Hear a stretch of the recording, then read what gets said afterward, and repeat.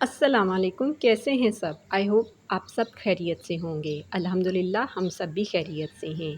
आज मैं अपना व्लॉग सुबह से स्टार्ट कर रही हूँ और अपनी फुल डे की रूटीन आपके साथ शेयर करूँगी। आजकल आपको पता है गर्मियाँ हैं और गर्मियों में अज़ानें भी जल्दी हो जाती हैं, तो इसलिए जी सुबह तकरीबन मैं 4:15 उठ जाती हूँ और उठ के पहले नमाज़ पढ़ती हूँ। नमाज़ पढ़ने के बाद फिर थोड़ी एक्सरसाइज़ करने के बाद फिर हम आ जाते हैं सीधा किचन में। और आज एलोवेरा मैंने देखा तो काफ़ी फैल चुका था, तो मैंने कहा मैं इसकी कुछ शाखें काट के पानी में डाल के रखती हूँ और बाद में अपनी बेटी से कहूँगी इसकी जेल निकाल दे और फिर उसे कोकोनट ऑयल में शामिल करके तो मैं अपनी बेटी के ही बालों में लगाऊंगी और इसका रिज़ल्ट बहुत अच्छा रहता है। आप तकरीबन आधा घंटा सर पे लगा के रखें और उसके बाद शैम्पू से वॉश कर लें, बाल बहुत ज़्यादा अच्छे हो जाएंगे। आज मैंने सोचा था कि लंच में मैं बनाऊंगी जी भिंडी कढ़ाई और इसकी मैं रेसिपी भी आपके साथ शेयर करूंगी। और जी आज लंच में अपने हस्बैंड को भिंडी कढ़ाई ही दूंगी। और ये है कि एक मेरी सब्सक्राइबर ने पूछा था कि आप वीकली यानी कि डिसाइड करते हैं कि आपने रोज़ाना ये बनाना है या आप रोज़ाना का करती हूँ। तो मैं एक दिन पहले ही सोच लेती हूँ कि मैंने कल क्या बनाना है, तो बस जी फिर मैं उसी हिसाब से बनाती हूँ। तो भिंडी मैंने एक दिन पहले ही ले ली थी और उसे वॉश करके ड्राई करके उसको काट के रख लिया था। इधर हम पहले थोड़ा ऑयल डालेंगे और इसमें भिंडी को हम फ्राई करेंगे। ये तकरीबन हाफ़ केजी भिंडी है, तो हम इसको अच्छा सा फ्राई कर लेंगे। और प्याज को इसमें हम स्लाइस करके कट करके शामिल करेंगे। मैंने 2 मीडियम साइज़ के प्याज लिए थे और उसे स्लाइस में कट करके शामिल करना था। तो जी इधर देखें भिंडी हमारी फ्राई हो गई, तो मैं इसे निकाल लूँगी। फिर उसी ऑयल में जो थोड़ा बच गया था मैंने दोनों प्याज शामिल कर दिए और इसको आपने लाइट गोल्डन करना है। बहुत ज़्यादा डार्क कलर नहीं देना, सिर्फ लाइट गोल्डन ही कलर देना है। इसके बाद आप इसमें लहसुन शामिल कर दें। मैंने लहसुन को थोड़ा-सा कूट लिया था और आप इसमें चॉप लहसुन भी शामिल कर सकते हैं, वो शामिल कर दें। इस टाइम तक मेरे हस्बैंड भी उठ गए थे, आज वो थोड़ा लेट हो गए थे, तो कहते तुमने मुझे उठाया क्यों नहीं? तो मैंने कहा कोई बात नहीं, आप रेस्ट करें, पहले ही आप ऑफ़िस से थक कर आते हैं। तो आजकल उनकी गेम्स चल रही हैं, इसलिए उनका काफ़ी काम है वहाँ पर। जब लहसुन का पेस्ट 3-4 सेकंड के लिए अच्छा फ्राई हो गया, फिर मैंने इसमें टमाटर चॉप किए हुए वो शामिल कर दिए। और मैंने 3 टमाटर लिए थे और उन्हें चॉप करके वो शामिल कर दिए। मिसालों में मैंने 1 चम्मच नमक का शामिल किया, 1 चम्मच मैंने कुटी लाल मिर्चों का शामिल किया, 1 चम्मच ही मैं इसमें सफ़ेद ज़ीरे का शामिल करूँगी, 1 चम्मच पिसा धनिया शामिल करूँगी, आधा चम्मच मैं इसमें हल्दी का शामिल करूँगी। ये सारे मिसाले शामिल करके और इसमें मैं 1 चम्मच कसूरी मेथी का भी शामिल करूँगी। और इन सब चीज़ों को अच्छी तरह आपने मिक्स कर लेना है और बहुत अच्छा सा मिसाला रेडी कर लेना है। जब मिसाला बहुत अच्छा सा रेडी हो जाए, फिर आप इसमें फ्राई भिंडी शामिल कर दें और उसको भी मिक्स कर लें और हल्की आंच पे उसको मैं दम पर रख दूँगी।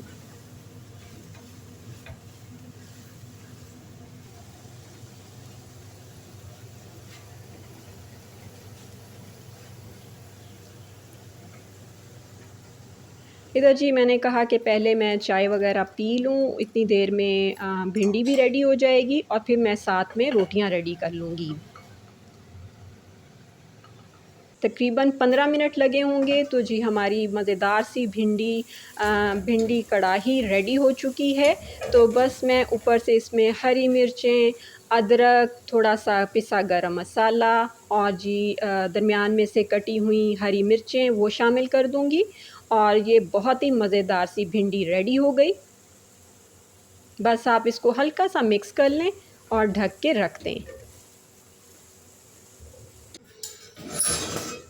साथ ही मैंने फुलके भी रेडी कर लिए। इन पे मैं हल्का-हल्का सा मक्खन लगा दूँगी। क्योंकि मेरे हस्बैंड ब्रेकफ़ास्ट और लंच उनका एक ही होता है, इसलिए मैं इस तरह करके फुलके बना के तो ऊपर मैं फिर हल्का-सा देसी घी हो तो वो डाल देती हूँ, वरना फिर मैं मक्खन लगा देती हूँ। आजकल देसी घी ज़रा ख़त्म हुआ हुआ है, फिर से मलाइयाँ इकट्ठी कर रही हूँ, इंशाल्लाह ताला फिर से बनाऊँगी। वालेकुम अस्सलाम।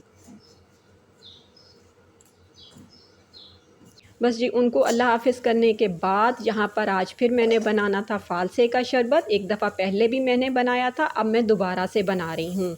अब मेरे पास हाफ़ केजी फ़ालसे हैं और उसमें मैं तकरीबन पौना कप चीनी का शामिल करूँगी और 2 चम्मच उसमें मैं काला नमक शामिल करूँगी और 1 चम्मच भर के मैं दूसरा सफ़ेद नमक शामिल करूँगी और हाफ़ केजी मैं इसमें फ़ालसे डाल दूँगी। जब एक बॉयल आएगा यानी कि 3-4 मिनट आपने इसको पकाना है। उबलते हुए पानी में सब कुछ डालेंगे, जब एक बॉयल आ जाए तो फिर आपने चूल्हा बंद कर देना है और इसको मिक्स करके ठंडा होने के लिए रख देना है। यहाँ पर आटा भी पीस कर आया हुआ था। हम घर की गंदुम इस्तेमाल करते हैं। मेरी जो आटे के लिए गंदुम गाँव से आती है और जी फिर हम यहाँ पर आटा पिसवा लेते हैं। लेकिन इस दफ़ा मेरा भाई गया था गाँव, तो वो फिर उसने अब वो आटा पिसवा के ही ले आया। हम यहाँ पर दूसरा आटा हमने बिल्कुल इस्तेमाल नहीं करते, वो अगर खाएँ तो फिर हमारे पेट में दर्द शुरू हो जाता है। बस यहाँ पर जी एलोवेरा मैंने सारे काट के रख लिए और अपनी बेटी से कहा कि तुम इसकी सारी जेल निकाल लो।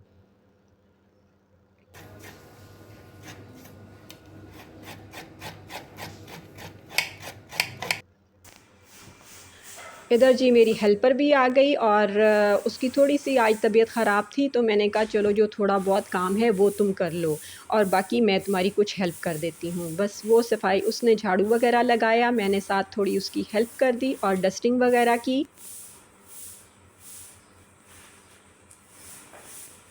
फिर उसके लिए मैंने नाश्ता रेडी किया। वो अक्सर मैं उसका नाश्ता बनाती होती हूँ, लेकिन आज उसकी थोड़ी तबीयत भी ख़राब थी, तो कहती बाजी मुझे नाश्ता आज बना के दें। तो मैंने कहा चलो बैठो तुम, मैं तुम्हारे लिए नाश्ता रेडी करती हूँ। ज़ाहिर-सी बात है ये भी इंसान होते हैं, इनका भी हमें ख़्याल रखना चाहिए और मैं कहती हूँ कि जो रिज़्क जिसके नाम पे लिखा हुआ है ना, वो उसे मिलना ही है। इसके बाद जी मैंने सारा किचन समेटा, किचन साफ़ किया और जो बर्तन वग़ैरह थे वो मैंने वॉश कर लिए।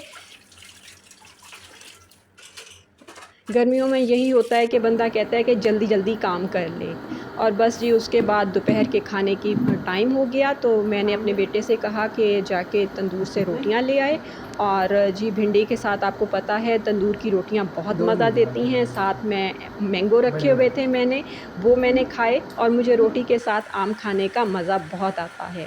और इसके बाद जी मैंने नमाज़ पढ़ी और नमाज़ पढ़ के फिर मैं थोड़ी देर रेस्ट करूँगी, तकरीबन आधा पौना घंटा ज़रूर मैं रेस्ट करूँगी। उसके बाद जी रेस्ट करने के बाद मैं फिर किचन में आ गई और जो बर्तन मैंने सुबह वॉश किए थे, उनको मैंने पहले सारा समेटा।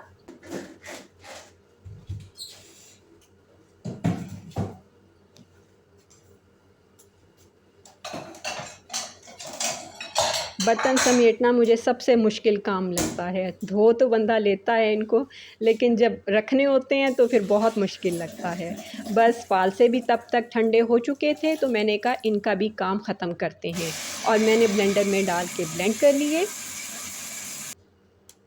इसके बाद जी आपने इसको छानना है, ये थोड़ा सब्र आज़मा काम है, इसमें थोड़ा टाइम लगता है, लेकिन अल्हम्दुलिल्लाह मैंने कर लिया। गर्मी तो बहुत लग रही थी, लेकिन शुक्र अल्हम्दुलिल्लाह कि कंप्लीट हो गया।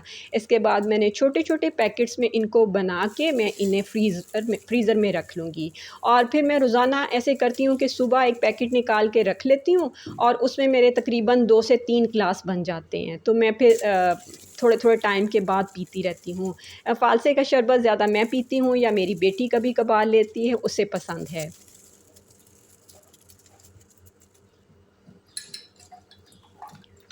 बस आप तकरीबन आधा पौना ग्लास इस जूस का डालें, ऊपर से पानी डालें, बर्फ़ डालें और ये वाक़ई बहुत मज़े का बना था। ये बहुत ही रिफ़्रेशिंग ड्रिंक है, आप इस रेसिपी को ज़रूर ट्राई कीजिएगा। और इस तरह बना के फ्रीज़र में रख लें और पूरे 3-4 महीने आप ये पैकेट्स इस्तेमाल कर सकते हैं। जब ख़त्म हो तो दोबारा बना लें और यहाँ जी हो रही थी डिनर की तैयारी। और डिनर में आज था काढ़ा और साथ मैंने सोचा था कि कबाब बना लूँगी। मेरी बेटी को काढ़ा बहुत पसंद है और हम अक्सर औक़ात काढ़ा बनाते रहते हैं और इसकी रेसिपी मैंने बहुत दफ़ा शेयर कर चुकी हूँ। तो जी बस उसने काढ़े की चूरी बना ली और मैंने अपने बेटे से कहा कि तुम्हारे लिए मैं 7 कबाब बना दूँगी। मेरा कोई ख़ास खाने को दिल नहीं कर रहा था, तो मैंने सोचा कि मैं तकरीबन 8 बजे 1 कप दूध का ले लूँगी और साथ फ्रूट बन पे मैं थोड़ा ब्लू बैंड लगा के वही खा लूँगी। मैंने कहा बच गया तो बाद में लेगा, अगर बच गया वरना आप ले लो। इसमें मेरे को नीचे वालों का ही लगता है। बाबा से तो मैंने बात करी कि केबल तो आ नहीं रही सही।